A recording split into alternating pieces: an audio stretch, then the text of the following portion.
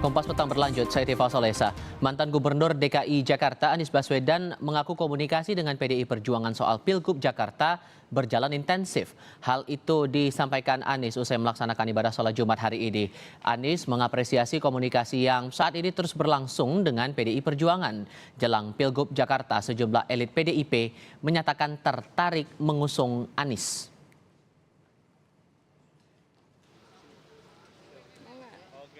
Komunikasinya sejauh ini ada yang komunikasinya intensif dengan teman-teman di PDI Perjuangan dan kami menghargai sekali kepercayaan yang disampaikan.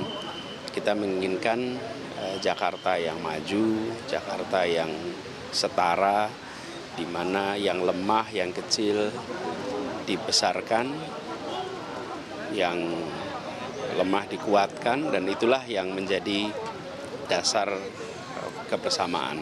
Jadi kami mengapresiasi sekali, proses masih jalan, kita lihat nanti seperti apa. Di lain pihak, Wakil Ketua Umum Partai Gerindra Habibur Rahman meyakini Ridwan Kamil bisa mengalahkan Anies Baswedan dalam Pilkada Jakarta tahun ini dan bisa mengungguli perolehan suara Anies di ibu kota meski sosok lawannya adalah petahana. Pihaknya tidak khawatir jika Anies maju lagi di Pilkada tahun ini.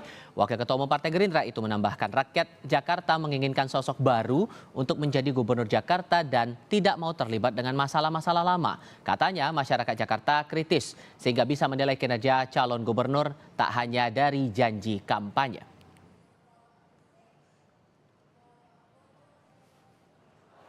Penantangnya insya Allah akan menang kalau kita cari yang benar-benar kuat seperti Pak Ridwan Kamil. Kenapa? Ya, karena rakyat Jakarta ini kan selalu ingin yang baru, ya, selalu ingin yang orang tidak terlibat masalah-masalah lama.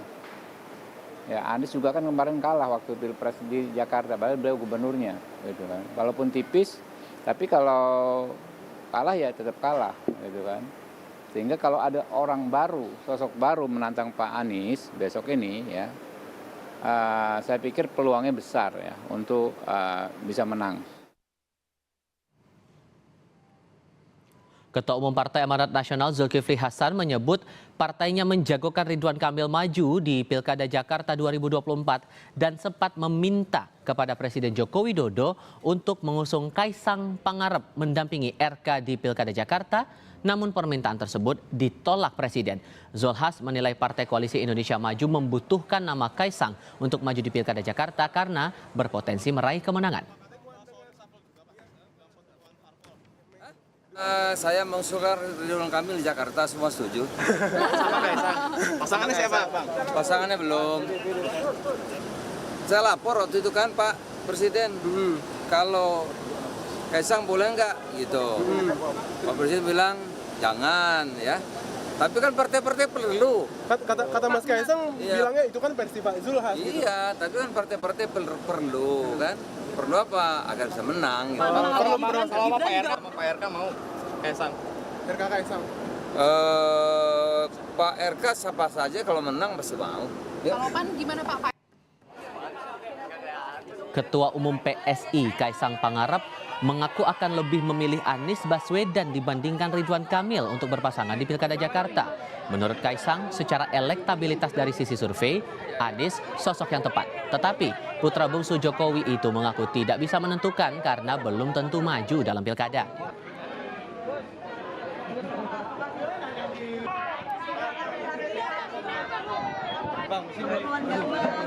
Sama Anies milih siapa? Kenapa? Disandingkan. Kalau untuk disandingkan, ini kalau ini aja ya, ini kan saya belum bisa, saya juga kan belum dicalonkan juga. Dan kalau misalnya ngelihat survei ya paling realistis dengan Pak Anies. Tapi pandangan Mas Kaisang terhadap sosok RK dan sosok Anies itu seperti apa? Sama-sama baik, semuanya orang hebat. Pak Anies kan kemarin juga salah satu calon presiden juga. Saya suka nonton dulu Desa Anies, itu juga bagus. Pak RK juga cukup bagus, semua berkiprah di Jawa Barat. Jadi semuanya bagus, nggak ada masalah semua. Kita mah komunikasi dengan semuanya. Tapi kan Kim mengatakan bahwa Pak Anies itu sudah masuk dalam radar dan hanya nama Pak RK. Katanya lebih mungkin adalah Mas Kaisang berpasangan dengan Pak RK itu Ya nggak masalah juga, nggak masalah kok. Lalu apa yang membuat Gerindra percaya diri Ridwan Kamil bisa mengalahkan Anies di Pilkada Jakarta? Kami akan bahas ini bersama politisi Partai Gerindra yang juga mantan Wakil Gubernur DKI Jakarta Ahmad Riza Patria dan dosen ilmu politik Universitas Paramadina Ahmad Khairul Umam. Selamat sore semuanya, apa kabar? Selamat sore, Mas. Terima kasih Selamat semuanya sore, sudah Pak hadir Riza. dalam diskusi kali ini. Waalaikumsalam warahmatullahi wabarakatuh.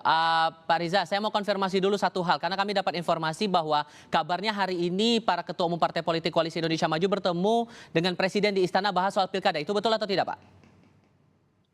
Saya tidak tahu persisnya atau detailnya. Saya kira itu kan banyak hal yang selalu dibicarakan antara ketua umum dengan presiden ya. Saya kira semua tentu dibahas dan dibicarakan ya. Jadi saya tidak ingin mendahului. Kita tunggu saja nanti penjelasan resminya dari pihak istana dan partai-partai yang akan Oke. menyampaikan. Oke, satu hal juga yang menjadi menarik di sini karena ada kepercayaan diri yang disampaikan oleh Bang Habibur Rahman bahwa Gerindra yakin nantinya RK lawan Anies, RK yang akan menang. Dasarnya apa tuh, Bang? Yang pertama ya, kita belajar dari pilkada-pilkada sebelumnya. Pak Gerindra pernah mengusung Pak Jokowi Ahok 2017-2018 dan menang dan berhasil. Kemudian sebaliknya 2017-2022 Gerindra waktu itu dengan PDIP, Gerindra dengan PKS mengusung Anies Sandi dan berhasil dan menang juga di Pilkada DKI Jakarta. Padahal yang dilawan adalah petahana, yaitu Ahok dan Jarot ya. Dan lawannya juga yang dimenangkan oleh Gerindra PDIP yaitu Ahok ya, Basuki. Dan kami yakin di Pilkada 2024 siapapun nanti yang diusung dengan Partai Gerindra insya Allah akan menang berkah bagi Partai Gerindra khususnya di Jakarta dan di daerah lainnya. Kemudian juga yang kedua, belajar dari pengalaman juga, Kang Ridwan kan, Kang Emil, Kang RK kan juga gubernur 1 periode 5 tahun di Jawa Barat, dan Jawa Barat juga penduduknya cukup banyak di DKI Jakarta, ranking 2. Kemudian juga Kang Emil juga gubernur berprestasi. Jadi saya kira dibandingkan dengan dulu ya, Pak Jokowi wali kota di Solo, menang di Jakarta. Kemudian dulu Pak Sandi belum pernah menjabat di struktural pemerintahan daerah, tapi juga bisa menang. Lebih Nah, karena persona Pak RK-nya atau karena ada peran Pak Jokowi dan Pak Prabowo juga yang di belakangnya begitu yang membuat akhirnya oke, RK tampaknya bisa menang nih di Jakarta, Pak Riza? Ya itu silakanlah, itu yang menyampaikan Mas Umam lah, kalkulasi. Saya kan orang partai, tidak ingin mendahului. Tentu tidak bisa diabaikan, tidak bisa dipungkiri peran-peran para elit ada, apalagi peran-peran ketua umum. Peran ketua umum itu kan tidak hanya mengusung, mencalonkan, tapi figur ketua umum menjadi penting, partai pengusung menjadi penting, jaringan dan sebagainya semua menjadi penting, tentu diperhitungkan semuanya. Jadi tidak bisa disalahkan kalau ada pendapat-pendapat seperti itu. Yang pasti elit-elit partai, orang-orang yang punya pengaruh di Republik ini tentu punya pengaruh juga pada setiap pilkada. Jadi saya kira itu satu yang biasa, tidak ada yang luar biasa. Kita hormati itu, kita hargai itu. Yang penting nanti kita harapkan di pilkada ke depan 2024 siapapun nanti yang diusung, insya Allah yang diusung oleh Partai Gerindra akan menang, termasuk Kang Emil nanti yang akan kita usung juga akan menang melawan siapapun. Rasa percaya diri ini menurut Anda Mas Umam atas dasar apa sebetulnya? Kalau saya lempar pertanyaan yang sama dari Pak Riza ke Anda, gimana? Ya, kalkulasi politik tadi sudah disampaikan oleh Pak Ariza. Tetapi kalau misalnya kemudian kita coba runtutkan satu persatu, tentu dari sisi pertama dari aspek ketokohan. Diakui atau tidak, Ridwan Kamil memang memiliki track record yang cukup memadai dalam konteks kepemimpinan di pemerintahan daerah. Mulai dari wali kota, kemudian gubernur, dan rasa-rasanya dalam konteks pertarungan di DKI Jakarta bisa tampil cukup kompetitif. Dan hal itu dikonfirmasi oleh sejumlah survei yang menegaskan bahwa nama Ridwan Kamil salah satu yang cukup populer untuk level pilkada DKI Jakarta. Yang kedua, tadi sempat disinggung oleh Pak Ariza, diaspora masyarakat Sunda di DKI Jakarta relatif cukup memadai. Diakui atau tidak, kalau misalnya yang pertama adalah dari segmen masyarakat Jawa, itu di angka 35%. lalu disusul oleh masyarakat Betawi di angka sekitar 27%, dan masyarakat Sunda berada di angka sekitar 15%. Dan angka itu cukup relatif mutlak untuk memberikan dukungan kepada elektabilitas Pak Ridwan Kamil kalau misal kemudian mau tampil secara kompetitif. Terlebih kalau misal memang kemudian Ridwan Kamil dipasangkan dengan Kaisang dengan sentimen Jawa dan lain sebagainya, tentu itu akan menjadi sebuah mesin politik yang relatif cukup efektif, meskipun akan ada hantaman terhadap Kaisang, terhadap track record, kemudian pengalaman yang belum memadai dan lain sebagainya. Tapi terlepas itu, di saat yang sama di belakang Kaisang seolah menggambarkan ada dinamika kontestasi di tingkat elit, di mana kemudian beberapa nama besar yang tadi sempat disinggung memberikan dukungan yang luar biasa. Nama-nama seperti Pak Jokowi yang saat ini menjadi presiden dan kemudian akan diserahkan estafet kepemimpinan di the newly president elect Pak Prabowo, terutama di momentum November 2024 nanti, tentu itu akan berpengaruh. Tapi Dan akan kalau berpengaruh misalnya cukup signifikan sehingga mengubah keadaan yang awalnya diragukan akhirnya bisa dipertimbangkan begitu di publik. akan mengubah, akan berpengaruh secara signifikan. Karena bagaimanapun juga, saya berkeyakinan pemerintah baru dan juga KIM, Koalisi Indonesia Maju, yang kemarin memenangkan Pilpres di 2024, tidak akan berpangku tangan, tidak akan bermain-main, dan akan melakukan segala cara, at all cost, untuk memenangkan DKI Jakarta. Karena bagaimanapun juga kemenangan di DKI Jakarta ini akan berpengaruh di Pilpres dan juga Pileg di 2029 nanti.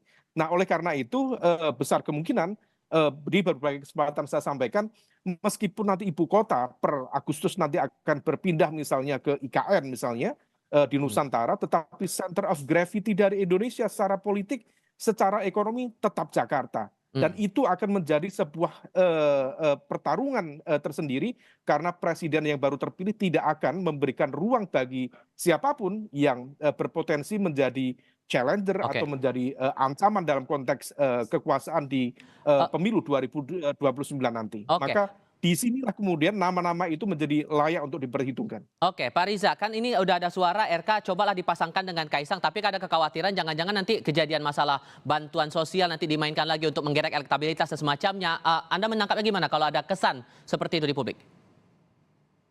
Ya, itu biasa dalam politik ya. Pasti saja yang diusung oleh calon, oleh partai-partai pendukung pemerintah, apapun bentuk kebijakan pemerintah, termasuk bansos, pasti dikait-kaitkan, itu biasa. Nanti kita serahkan pada masyarakat, kan. Masyarakat sudah cerdas, sudah pintar, sudah bisa membedakan mana program-program pemerintah untuk kepentingan rakyat, apakah diselewengkan apa tidak, kan bisa dibuktikan. Seperti kemarin juga Pilpres 2024 juga begitu. Tapi kan di MK sudah dibuktikan tidak ada, tidak terjadi. Bahkan kalau jujur dibandingkan 2019 berbeda sekali ya, di periode Pak Prabowo Gibran ini bansos juga dilaksanakan hanya sebentar, kemudian dilakukan setelah Pilpres, berbeda sama 2019. Jadi Artinya, memasangkan RK dan Kaisang ini sudah firm, sudah pasti, atau sebatas gimmick doang nih, Pak? Ya, itu saya tidak ingin mendahului ya. Semua ini kan dalam kalkulasi, ada istilah tes ombak, ada istilah lagi dicoba dipasangkan, dilihat. Ya. Semuanya ini memang DKI ini menarik ya.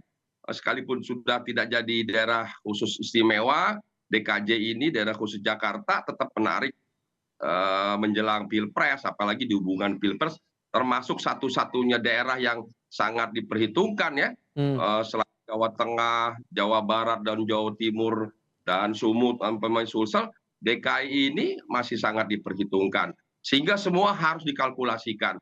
Silakan saja semua boleh mencoba-coba menyiapkan beberapa nama, setiap partai tentu, setiap koalisi tentu menyiapkan beberapa pasangan sambil dilihat responnya, kemungkinan menang atau tidak, kan semuanya ingin menang.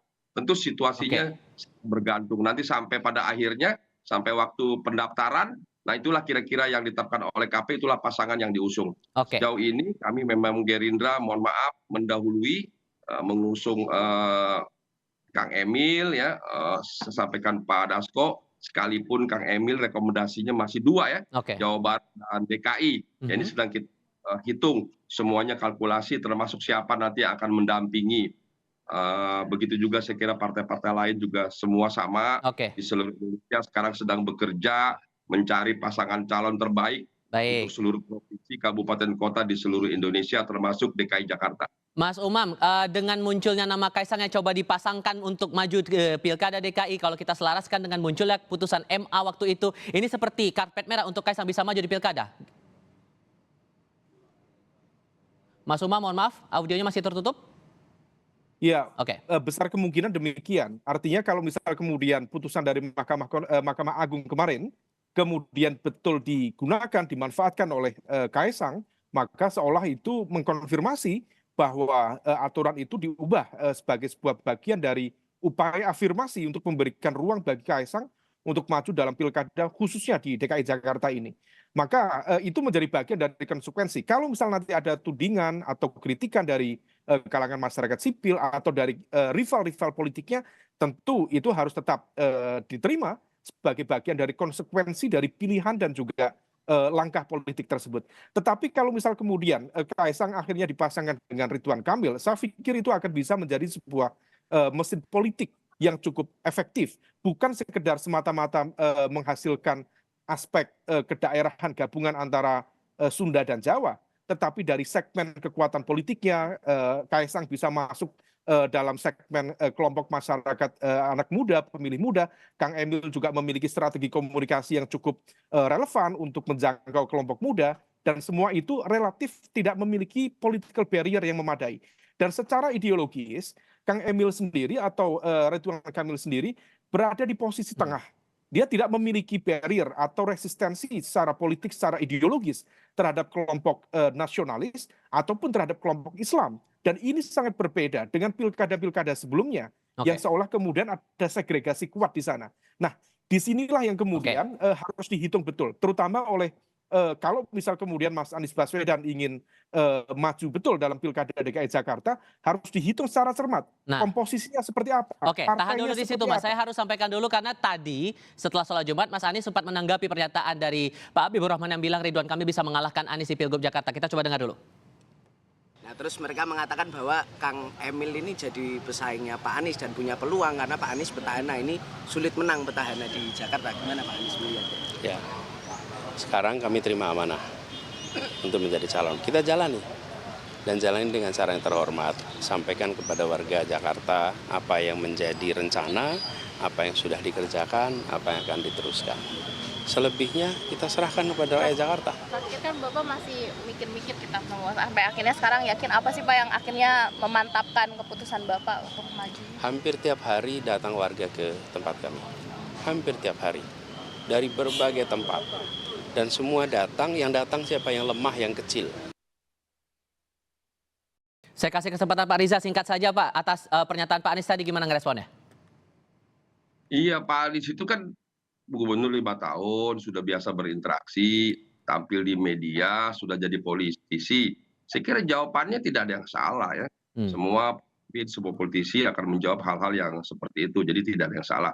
Kita hormati apa yang menjadi respon maupun jawaban dari Pak Anies, kita hormati. Saya ingin mengajak seluruh masyarakat Jakarta, ini Pilpres sudah selesai, Prabowo juga sudah ditetapkan, akan dilakukan di 20 Oktober, mari kita menyongsong pelantikan, memastikan Jakarta yang bukan ibu kota lagi, tetap menjadi daerah yang mampu meyakinkan kita semua agar suasana di Jakarta menjadi aman, damai, kondusif, sehingga nanti pelantikan Prabowo Gibran berlangsung dengan hikmat, lancar, damai, dan tertib. Sudah kami tangkap poinnya.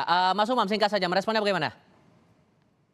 Ya, tentu statement tadi saya pikir itu adalah sebuah kode keras dari Mas Anies yang menegaskan bahwa dia akan maju di pilkada DKI Jakarta November nanti. Yang kemudian perlu dihitung adalah dari partai mana, karena bagaimanapun juga threshold 20% itu harus terpenuhi. Kalau misal kemudian bisa menggabungkan, meleburkan dua kepentingan yang berbeda, terutama antara PDIP dan PKS, tentu itu akan sangat luar biasa. PKS dalam posisi kepercayaan diri yang sangat tinggi, mendapatkan 18 kursi, kemudian PDIP mendapatkan 15 kursi. Tetapi ada segregasi secara ideologis yang cukup kuat. Saya tidak yakin apakah bisa melebur atau tidak. Tetapi kalau misal bisa dileburkan, atau setidaknya mendapatkan dukungan barangkali dari PKB, atau dari Nasdem, tentu itu akan cukup promising, akan cukup menjanjikan dalam konteks pertarungan ke depan. Mas Tifal. Oke, Pak Riza, Mas Umam, terima kasih banyak sudah hadir dalam diskusi kami kali ini. Sehat selalu semuanya. Selamat sore.